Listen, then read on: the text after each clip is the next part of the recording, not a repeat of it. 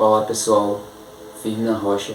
Indo direto ao ponto, esse vídeo aqui vai ser sobre o hábito mais importante na caminhada cristã de um seguidor de Jesus, que é o hábito da leitura das Escrituras. Aperta os cintos que hoje a gente vai dar uma viajada nas Escrituras. Então, vamos lá. Será que é algo importante ler a Bíblia? Qual é a valia que isso tem para nós? É algo essencial ou não? É isso que a gente vai ver aqui e vamos ler alguns versos. A gente vai começar por Atos 17, no verso 11, que diz assim: Os bereanos eram mais nobres do que os de Tessalônica, pois receberam a mensagem com grande interesse, examinando todos os dias as Escrituras para ver se era verdade o que eles anunciavam. Ou seja, a Bíblia aqui está fazendo um elogio aos discípulos de Bereia, da cidade de Bereia, os bereanos. Estavam dizendo que eles eram mais nobres do que os de Tessalônica. Aí por quê? Eles retiam a palavra com grande entusiasmo, como diz o texto, e examinavam nas Escrituras todos os dias para ver se aquilo que estavam sendo pregado para eles era verdadeiro ou era falso. Aí vamos lá, vamos contextualizar essa passagem. Quem é que está pregando para eles? É Paulo e Silas. Aí você perceba, porque Paulo era um homem que tinha, o ministério dele estava bombando, né? Ele realizou curas, fez vários sinais e maravilhas, ele chegou até a ressuscitar outras pessoas. Mas mesmo assim, mesmo Paulo fazendo todos esses sinais, os bereanos escutavam o que ele falava, mas não aceitava e retia tudo como verdade do que Paulo estava falando, não. Como eles eram prudentes, né? Eles iam lá nas Escrituras para ver se aquilo que Paulo estava falando era verdadeiro ou era falso. Isso é uma atitude muito inteligente deles, porque a gente pode ver a comparação com algumas pessoas hoje em dia que vários pastores, pregadores por aí não chegam nem a realizar esse tipo de sinal. Só ficou com aquelas maracutaias, eis que te digo, Deus me disse, não sei o que, revelando CPF, um monte de coisa horrível que acontece aí na maioria das denominações. E o pessoal aceita ali toda aquela doutrina que está sendo passada sem examinar nada nas Escrituras. Acaba só aceitando o que o pregador está falando sem crivo algum. Então os bereanos viam que por mais que uma pessoa está ali fazendo sinais e maravilhas, a gente não deve estar acreditando no que aquela pessoa está falando, não deve só aceitar. A gente tem que examinar lá na Bíblia. Aí o porquê isso? Porque até mesmo falsos profetas eles podem estar realizando sinais e maravilhas. Jesus vai falar isso lá em Mateus 24, no verso 24. Olha aqui. Pois aparecerão falsos cristos e falsos profetas que realizarão grandes sinais e maravilhas, para se possível enganar até os escolhidos. E também em 2 Tessalonicenses, no capítulo 2, no verso 9, vai falar: a vinda desse iníquo é segundo a ação de Satanás, com todo tipo de poder, sinais e prodígios falsos. Por isso nós devemos ter muito cuidado, examinar bem as Escrituras. E preste atenção nessa palavra que foi usada, examinar, que é mais do que uma leitura superficial. Exame significa um estudo minucioso, realmente não é só ler por ler, mas você realmente se aprofundar ali, fazer, você detalhar o que você está lendo. É mais do que uma leitura supérflua. E outra questão que a gente tira desse texto, né, do elogio dos bereanos, é que eles examinavam as Escrituras todos os dias, todo dia, sem falhar. Não era 4 vezes, 3 ou 2, nem muito menos uma vez só na semana, no culto do domingo às 7 horas, não. Era todos os dias eles estavam lá, examinando as Escrituras. O segundo texto que a gente vai ler aqui é Colossenses 3, no verso 16, que diz que a palavra de Cristo habite plenamente em vocês. Ensinem e aconselhem uns aos outros com toda sabedoria, cantem salmos, hinos e cânticos inspirados a Deus com gratidão no coração. Ou seja, em outras versões diz que a palavra de Cristo habite ricamente em vocês. Percebam, não é só a palavra habitar. O verso usa essa expressão, né? Usa essa palavra, que habite ricamente. E qual é a consequência desse habitar ricamente? A gente vê na continuação do verso que fala: ensine e aconselhe uns aos outros com toda sabedoria. Ou seja, porque tudo aquilo que Deus abunda na nossa vida nunca é para parar em nós, é para que a gente transborde na vida de outras pessoas. Então é para a gente ser tão cheio da palavra de Cristo, das Escrituras, para poder sair instruindo a sua família, os seus filhos, os seus amigos e todo mundo que tiver um contato com você. Usando de uma comparação, é como se o cristão, o seguidor de Jesus, ele fosse feito uma bucha molhada. Qualquer local que você tocar nela ali vai sair água. Então o cristão era para ser assim, se esbarrasse nele era para sair. Está escrito, está escrito, está escrito, está dito assim na Bíblia, e assim vai. Semelhantemente ao que aconteceu com o nosso mestre na tentação do deserto, em Mateus 4, no verso 4, que é o verso que a gente vai ler agora. Mateus 4, no verso 3. E chegando-se ele, o tentador, que era Satanás, disse: se tu és o Filho de Deus, manda que estas pedras se tornem em pães. Ele, porém, respondendo, disse: está escrito, nem só de pão viverá o homem, mas de toda a palavra que sai da boca de Deus. Ou seja, a palavra do Criador, ela é alimento para o nosso espírito. Você vai sempre ver, isso é bem recorrente assim nas Escrituras, a palavra do Criador sendo comparada a algum alimento, né? Aqui na passagem está sendo comparada ao pão. E dá para se tirar muitos ensinamentos aqui dessa passagem. Primeiro aqui o que? Jesus, ele tinha as Escrituras como a sua regra de fé e prática, como realmente um manual de vida, um código de conduta ético e moral. Por quê? Você perceba que Satanás mandava ele fazer alguma coisa e ele fazia ou não fazia de acordo com o que está escrito lá na Bíblia. Satanás manda: transforma essas pedras em pão. Aí Jesus fala: não, nem só de pão viverá o homem, mas de toda a palavra que procede da boca de Deus.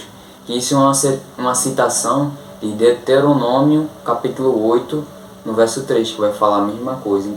Então o próprio Messias, ele se submetia ao que estava escrito, ele vivia pelo que estava escrito. Ele fazia algo ou deixava de fazer de acordo com o que as Escrituras instruíam. Aí, como eu disse, a palavra sempre sendo comparada a um pão. E normalmente a gente tem que estar comendo todo dia ali para poder se nutrir. A mesma coisa também com a palavra do Criador. Se você ficar ali no natural, na alimentação natural de pão, quem não come vai acabar ficando desnutrido. Então, isso com alimento natural. E quem não come também a palavra do Criador todos os dias, o seu espírito vai acabar ficando desnutrido. Tem até uma citação de uma pessoa que fala que porque você acha que as pessoas não têm fé hoje em dia? Aí a outra pessoa responde: porque as pessoas alimentam o corpo natural com 3 alimentações quentes todos os dias, mas alimentam o corpo espiritual apenas com um sanduíche frio no final de semana.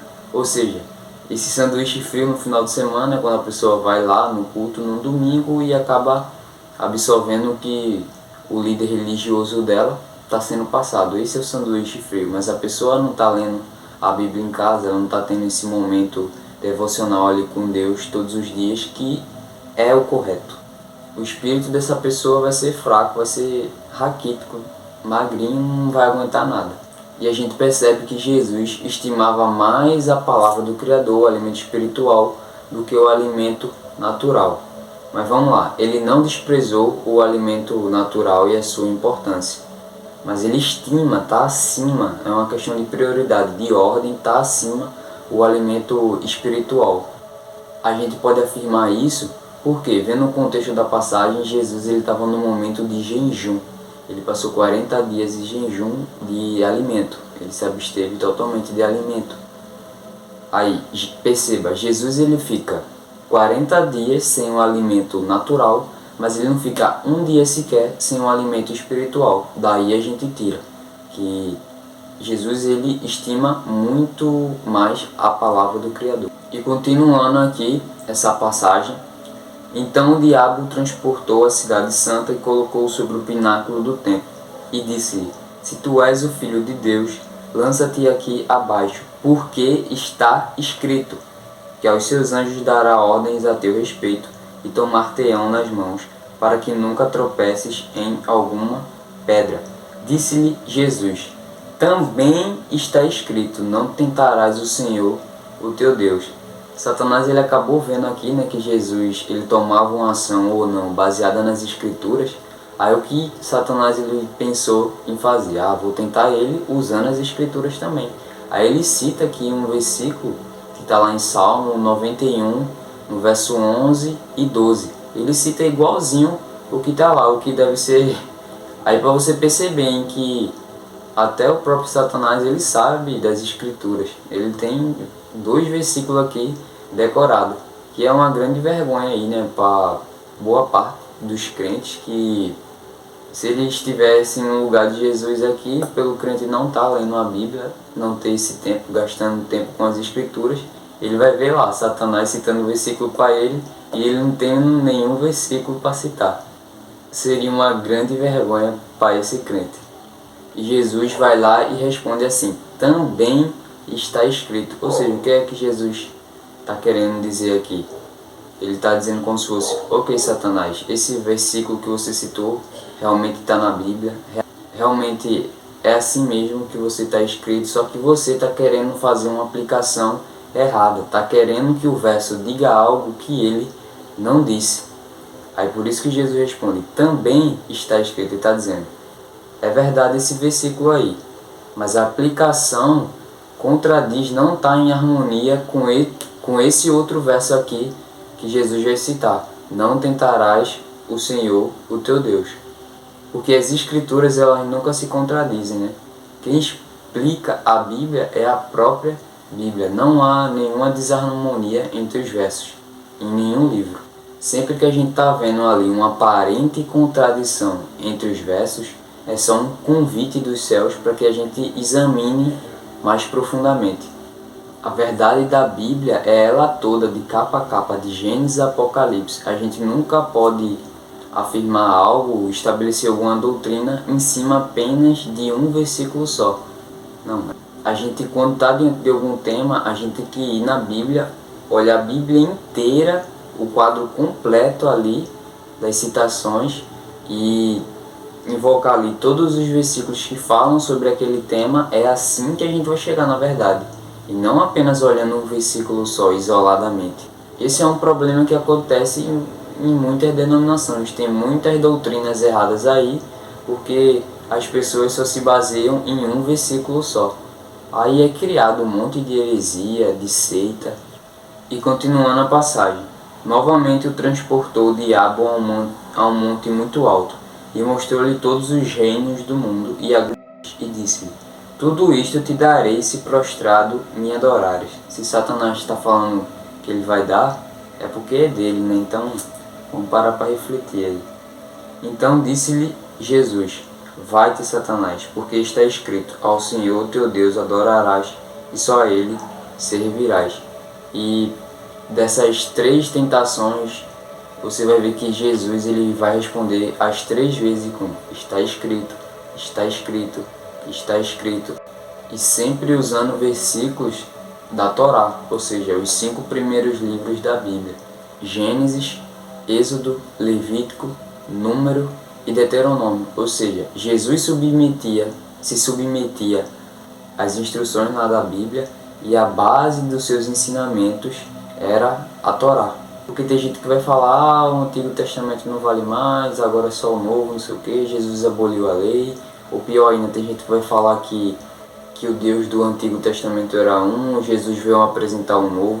Mas a gente vê aqui nessas passagens que Jesus ele se baseava a sua vida na Torá, que é os 5 primeiros livros da Bíblia. Mas e aí? Será que é um mandamento que a gente lê a Bíblia? É um mandamento que a gente lê a Bíblia todos os dias? Essa passagem aqui de Deuteronômio, capítulo 17, do verso 18 até o 20, vai responder essa pergunta. Antes de ler, eu preciso contar o contexto. O Criador estava dando os mandamentos aqui para o futuro rei de Israel, que iria se assentar ao trono, e ele fala, né, antes dessas passagens aqui que a gente vai ler, ele fala que o rei não deveria juntar muito cavalo, não deveria juntar muita prata, não devia ter muitas mulheres. E o último mandamento que o Criador vai dar, que é o quarto para esse rei, é esse aqui seguinte: quando subir ao trono do seu reino, mandará escrever para si em um rolo uma cópia desta lei, que está aos cuidados dos sacerdotes levitas. Terá sempre essa cópia consigo e deverá lê-las todos os dias da sua vida, para que aprenda a temer ao Criador seu Deus e a cumprir fielmente todas as palavras desta lei e todos esses estatutos. Aí, para você entender melhor, né, a gente precisa contextualizar aqui as coisas. As escrituras não eram disponíveis para a grande massa. Era só os levitas e pessoas com cargos elevados que tinham acesso às escrituras naquela época, que eles chamavam de Taná, que é a Torá, os 5 primeiros livros da Bíblia, os profetas, que é feito Isaías, Jeremias, Ezequiel e os menores, e também os escritos, né, que é o livro de Salmos, Provérbios e etc. Então, o Taná, as escrituras, não era disponível para as pessoas comuns, porque era difícil que se tivesse ali uma cópia das escrituras, porque ainda não existia a imprensa, né? Teria que se fazer a cópia ali na mão, manualmente, né? Letrinha por letrinha. Então não seria de fácil acesso ali uma pessoa ter a Bíblia, né? O Taná em casa, disponível para ler a qualquer momento. A Bíblia só vem se tornar um livro popular a partir de 1500, né? Com a imprensa de Gutenberg. Então esse é o contexto da passagem. Aí por isso que o Criador vai falar que o rei ele faça uma cópia dessa lei que estava lá com os sacerdotes, e ele teria que ler todos os dias. Esse é o mandamento. Ler todos os dias. Aí você vai falar, para quê? Para quê é um indicativo de propósito. Era com esse propósito que o rei teria que ler todos os dias. Ao que ia ser gerado quando ele lesse a Bíblia todos os dias. Mais uma vez, não 4, nem 3, nem 2, nem muito menos uma vez na semana. É ler todos os dias. Terá sempre essa cópia consigo e deverá lê-la todos os dias da sua vida, para que aprenda a temer o Criador, o seu Deus, e a cumprir fielmente todas as palavras desta lei e todos esses estatutos. Ou seja, ler todos os dias gera isso em nós, o temor ao Criador, fidelidade aos seus mandamentos. E no verso 20 aqui ainda tem mais uma coisa. Verso 20. Isso fará que ele não se considere superior a seus irmãos israelitas, e que não se desvie dos mandamentos nem para a direita e nem para a esquerda. Ou seja, as escrituras diárias, além de gerar temor, além de gerar fidelidade aos mandamentos do Criador, também faz com que o homem se torne humilde, não querer ser mais do que ninguém. E a gente vê aqui também, que gera com que a gente não se desvie nem para a direita nem para a esquerda. Ou seja, a leitura diária das escrituras gera uma convicção em nós que faz com que a gente ande em retidão. Então, respondendo a pergunta se é um mandamento que se leia as escrituras todos os dias, a resposta é sim, é um mandamento. E isso, tem gente que pode falar, né? Isso é coisa do Antigo Testamento, não sei o que, não sei o que. Mas tá lá, João capítulo 5, no verso 39, Jesus vai falar: examinai as escrituras, porque supõe ter nela a vida eterna, e são elas que testificam ao meu respeito. Jesus não fala nem sobre ler, ele fala sobre examinar. Como eu disse, é um estudo minucioso ali e detalhado, não é apenas uma leitura superficial, porque é de suma importância na caminhada cristã a leitura das escrituras, porque como Jesus disse, são elas que testificam a respeito de mim. É lendo as escrituras que a gente conhece o caráter de Deus, o que ele gosta, o que ele não gosta, qual é o plano dele para a nossa vida, para dar toda a humanidade, quais os desejos dele e etc. Querer ser um cristão sem ler as escrituras não tem jeito. Ler as escrituras e ser um cristão é algo indissociável. O cristão querer ser cristão e não ler a Bíblia é como um jogador de futebol sem chuteira. É um guerreiro sem espada. Ele não vai funcionar de jeito nenhum. Então eu oro para que, para você, isso aqui não seja só mais um vídeo assistido no YouTube como qualquer outro. Quero que você saia daqui refletindo e se consertando para que estabeleça esse hábito que é muito importante no seu dia a dia. E aqui vai um versículo que me inspira demais a ter esse hábito na minha vida, que é Esdras 7, no verso 10, que fala, né, que Esdras ia e fazia suas viagens e a mão boa do Criador sempre estava em cima dele. Aí no verso 10 do capítulo 7 vai falar o porquê. Porque Esdras tinha disposto o seu coração a estudar a lei do Criador a fim de a cumprir e ensinar. Ou seja, a mão boa do Criador vai estar em cima de nós quando a gente estuda as Escrituras com esse propósito de cumprir e ensinar. Porque não adianta só ler e não cumprir. Então o propósito dessa leitura diária das Escrituras é sempre para viver pela palavra, viver em obediência ao que lá está escrito. Então eu dou algumas dicas aqui do que você pode fazer para poder começar. Porque tem gente que pode ficar pensando, meu irmão, como é que eu vou ler a Bíblia inteira, velho? É um livro muito grande e tal, não sei o que, não dá. Realmente, se você for ler a Bíblia inteira em um dia só, realmente é muita coisa, mas se você dividir isso, fica bem mais fácil. Fizeram uns cálculos aqui, né, e dando todo o resultado das Bíblias mais comuns, né, que é a protestante, que tem 166 livros, dividiram lá o número de capítulos e viram que chegaram à conclusão que se você ler 3,25 capítulos por dia, todo dia você termina de ler a Bíblia inteira em 365 dias, ou seja, um ano. Então vamos arredondar assim para 4 capítulos por dia, você termina de ler a Bíblia inteira em menos de um ano. Que eu acho que isso deveria ser o mínimo, o básico ali para quem realmente quer ser cristão, né? Quer ser um seguidor de Jesus, de ler a Bíblia inteira pelo menos uma vez por ano. Porque, por favor, não é uma pessoa dizer que não tem tempo para isso. Na realidade, o que a pessoa não tem é prioridade, né? Ela não dá a devida importância que as Escrituras devem receber. Porque se você for ver a vida dessas mesmas pessoas que falam que não tem tempo, mas elas têm tempo para assistir Big Brother, tem tempo para assistir novela, fofocar, assistir jogo de futebol, esses entretenimentos baratos, mas diz que não tem tempo para ler a Bíblia. Na realidade, esse tipo de gente não tem prioridade. Nem que a pessoa leia ali um capítulo de manhã, um de tarde e um de noite, por favor, né? E outra pergunta que às vezes surge: por onde eu começo a ler a Bíblia? No início, quando eu fiz essa pergunta, o pessoal sempre falava, comece pelo Novo Testamento, ali, livro de Mateus, de João, tal, não sei o que. Mas hoje eu tenho uma opinião diferente, eu digo, comece pelo começo, né? Parece ser bem óbvio, mas feito. Quando você vai assistir um filme, você não bota ele logo no final.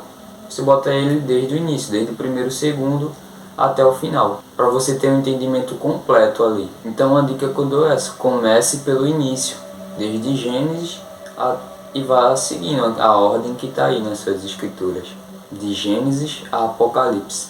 Porque a realidade é que só tem como a gente entender o Novo Testamento se a gente entender e ler primeiro ali o Antigo Testamento, a Torá, os 5 primeiros livros da Bíblia. Só tem como saber que Jesus é o Messias, o enviado, o ungido, através do que está escrito lá nos 5 primeiros livros da Bíblia.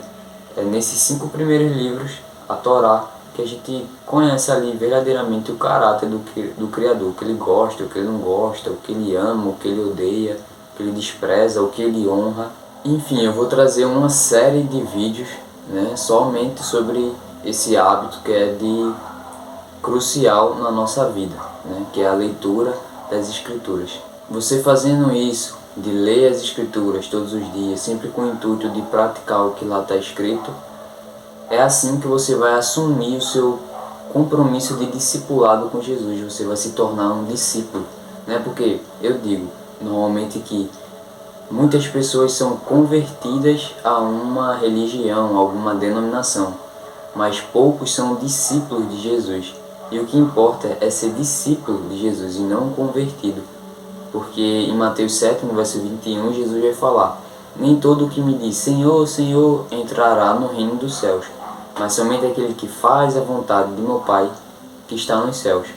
Então, como é que a gente faz para ser discípulo? João capítulo 8, no verso 31, Jesus vai falar: se permaneceres na minha palavra, verdadeiramente sereis meus discípulos. Então, permanecer tanto no sentido de ler todos os dias e no sentido de estar praticando o que lá está escrito, de praticar o que você vem sendo ensinado. Porque tem muita gente assim que está numa denominação, ela vai lá na frente, levanta a mãozinha e fala: eu confesso Jesus como meu Senhor, não sei o que, mas ela não tem uma vida de leitura, não tem uma vida de oração, não vive em obediência aos mandamentos. E essa pessoa acha que está salva, ela está se iludindo. Ela é convertida lá, a denominação, tem carteirinha e tudo. Mas o que importa mesmo é ser discípulo, ouvindo, lendo e praticando. Então pessoal, esse foi o vídeo, mas essa é a primeira parte, porque eu tenho muita coisa para falar ainda, só sobre esse tema, a leitura das escrituras. Então pode ficar na expectativa que eu vou trazer uma série somente sobre esse assunto, que é o hábito mais importante na caminhada cristã, né? Além também de oração, mas tudo isso junto, né? A leitura, a oração, o jejum, todas essas disciplinas espirituais. Que a gente continue aí na perseverança dos santos, que é a guarda dos mandamentos do Criador e o testemunho de Jesus, e firmes na rocha. Aí agora vocês podem até entender o porquê eu falo isso no início dos vídeos, né? E aí pessoal, firme na rocha, que estar firme na rocha significa estar ouvindo e estar praticando as palavras de Jesus, que ele vai falar lá, né, em Mateus 7, no verso 24. Aquele que ouve e pratica as minhas palavras, compará-lo-ei ao homem prudente que edificou a sua casa em cima da rocha. Ou seja, quando eu pergunto, e aí, firme na rocha, é como se eu estivesse perguntando: e aí pessoal, vocês estão ouvindo, estão lendo, vocês estão praticando? Então, esse é o significado. Que a gente aí se firme na rocha, lance os alicerces na rocha todos os dias e vamos para cima, literalmente.